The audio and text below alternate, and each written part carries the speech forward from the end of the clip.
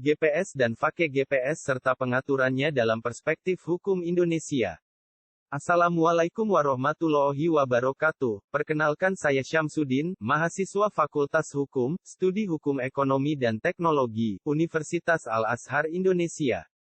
Apa itu GPS? GPS singkatan dari Global Positioning System adalah sistem navigasi berbasis satelit yang terdiri dari setidaknya 24 satelit. GPS berfungsi dalam segala kondisi cuaca, dimanapun di dunia dalam 24 jam sehari, tanpa biaya berlangganan atau biaya penyiapan. Awalnya digunakan oleh Departemen Pertahanan Amerika Serikat, USDOD, untuk penggunaan militer, tetapi pada tahun 1980-an dibuat tersedia untuk kepentingan sipil. Cara kerja GPS satelit. GPS mengelilingi bumi 2 kali sehari dalam orbit yang tepat. Setiap satelit mengirim sinyal unik dan parameter orbital yang memungkinkan perangkat GPS untuk memecahkan kode dan menghitung lokasi tepat dari satelit.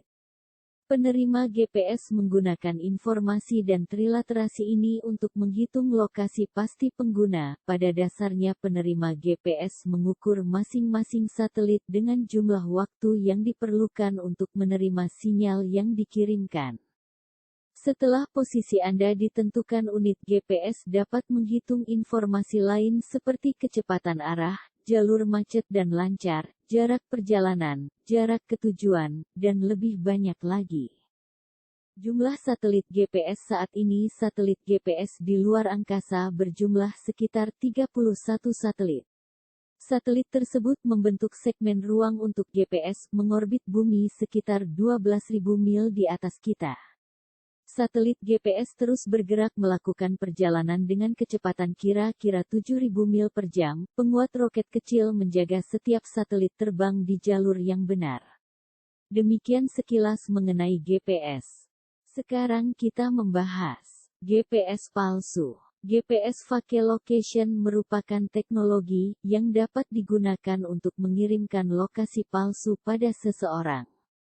Dengan aplikasi ini, seseorang dapat mengirimkan lokasi tempat dia berada namun secara palsu.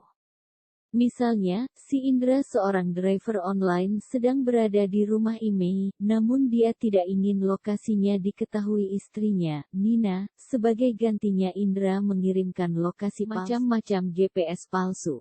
Pertama, fake GPS location dari Lexa. Aplikasi ini merupakan yang paling populer di kelasnya. Lexa sebagai pengembang aplikasi ini membuat fake GPS location. Lexa sangat mudah digunakan dengan tampilannya yang simple dan sederhana. Selain itu, Lexa juga memiliki review yang cukup bagus di Google Play Store, yakni bintang 4.7, dan memiliki penyimpanan yang kecil sebesar 1,2 megabita. Kedua, fake GPS dari perusahaan Bytref. Aplikasi ini dapat digunakan bagi pengguna yang ingin mengirimkan lokasi palsu kepada seseorang. Aplikasi ini memiliki ukuran sebesar 3,2 megabita dan juga memiliki penilaian dari pengguna Google Play Store 4.3 bintang. Cara penggunaan ini juga sangat mudah, Anda hanya mengunduh di Play Store. Ketiga, fake GPS location dari Hola, dibuat oleh developer Hola. Aplikasi ini dapat dikatakan menjadi aplikasi yang paling banyak digunakan oleh pengguna Android. Tampilannya juga sederhana dan juga sangat mudah digunakan seperti halnya aplikasi GPS yang lainnya. Keempat, fake GPS Go Location Spoofer Free. Aplikasi ini menawarkan fitur yang mudah untuk digunakan dalam mengirimkan lokasi palsu dengan sangat mudah. Aplikasi ini memiliki bintang 3.7 dari penggunanya, dan mendapat 100.000 review. Dana memiliki ukuran 6,4 megabita. Dampak penggunaan GPS ori dan GPS palsu dalam perspektif Undang-Undang Informasi dan Transaksi Elektronik. Kemajuan teknologi informasi dan komunikasi belakangan ini sangat menakjubkan. Masyarakat dapat dengan mudah berkomunikasi tanpa batas dan jarak, termasuk dalam pemenuhan kebutuhan konsumsi sehari-hari seperti makan, minum dan lain-lain. Dengan adanya pandemik yang masih berlangsung, maka pemesanan makanan dan minuman semakin relevan dengan menggunakan pemesanan makanan secara daring atau online. Dengan pesanan melalui suatu aplikasi maka kita dapat memesan tanpa harus ke rumah makan yang diinginkan tapi cukup pesan melalui handphone. Akan tetapi banyaknya pengemudi online sepertinya tidak sebanyak pemesan yang membeli secara daring. Ini menyebabkan persaingan yang cukup ketat antar sesama mitra pengemudi online. Untuk itu para mitra berbondong-bondong mendekati restoran yang ramai, agar mudah mendapatkan orderan. Akan tetapi banyak juga mitra pengemudi yang tidak mendekati restoran tertentu, akan tetapi mereka memasang GPS palsu, jadi seakan-akan mereka berada di dekat restoran tersebut. Adanya GPS palsu akan menambah persaingan yang ketat dengan para mitra pengemudi yang tidak menggunakan GPS palsu. Apakah pengemudi yang memasang GPS palsu dapat dikenakan sanksi? Tentu saja akan terkena sanksi dari perusahaan yang bersangkutan jika ketahuan.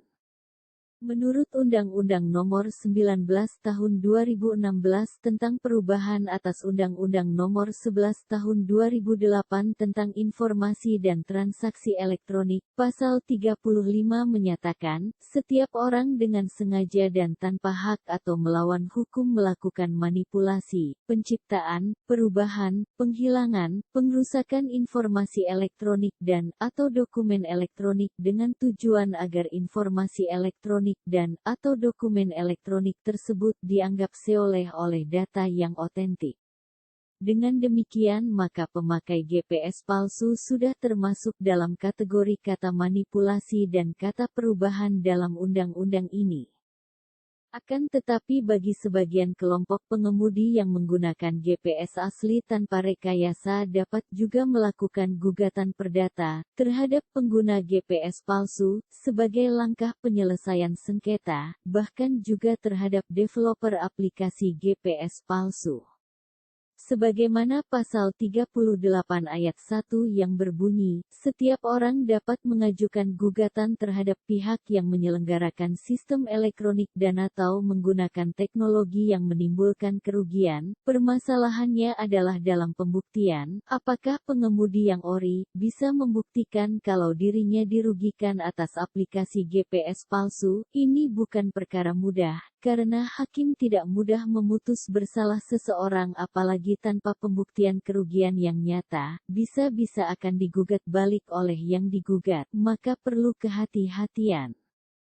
Berikut ini putusan pengadilan yang berkaitan dengan GPS palsu. Putusan dengan nomor perkara 797, pidana khusus, 2018, Pengadilan Negeri Makassar, yang memvonis bersalah terdakwa Takbir Basri bin Basri Sakuta dengan pidana penjara 1 tahun dan 6 bulan atas tuntutan penggunaan aplikasi mock location.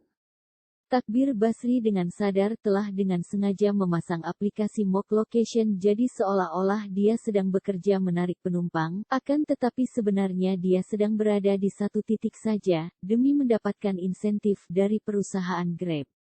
Jadi kawan-kawan, meskipun dapat digugat secara perdata, akan tetapi penggunaan aplikasi palsu dapat juga dijerat dengan pidana. Ini merupakan fakta yang nyata.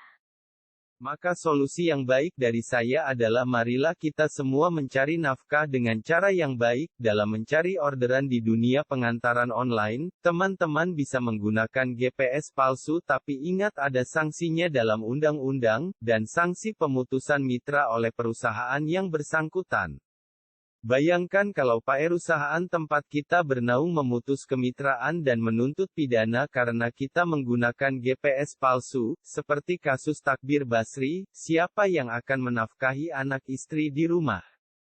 Berpikirlah secara jernih, kedepankan rasionalitas, jangan sampai salah menempatkan aplikasi.